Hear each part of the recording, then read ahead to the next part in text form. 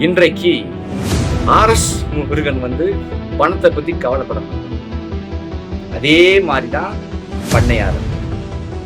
பண்ணையாருக்கும் இன்னைக்கு மேலிடத்துல இருந்து சப்போர்ட் பயங்கரமா இருக்கு. மோதினால் 2 பேர்களுக்கும் போட்டி பயங்கரம். ஆனா அதே மாதிரி நெல்லை தொகுதியில பணம் மழை மணி மணி மணி மணி கொட்டும். 2026 தேர்தல்ல நெல்லை முழுவதும் பணமாக தான் கொட்டும். ஆனா 2 பேர்ல யாரு ஜெயிப்பாங்க? அதுதான் என்னுடைய கேள்வி.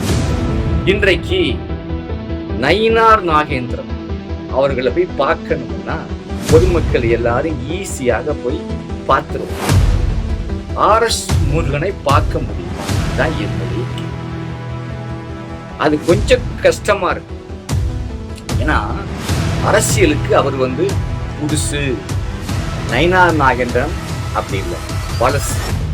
ஆனால் இன்றைக்கு RS முருகன் என்பவர் பிரியாணிங்கிறார்.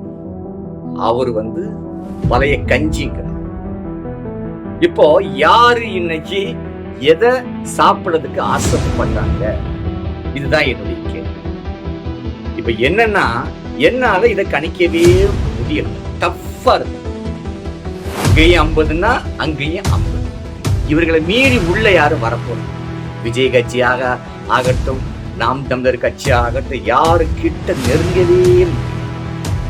அப்ப யாரு ஜெயிப்பாங்க என்பதை நீங்கள் இந்த கமெண்ட்ல பதிவு போடுங்க. இந்த பதிவுல யாருக்கு அதிகமான செல்வாக்கு உள்ளது என்பதை பார்த்துட்டு அடுத்த வீடியோவில் நான் உங்களுக்கு தெளிவாக பேசுறேங்க. நன்றி, வணக்கம்.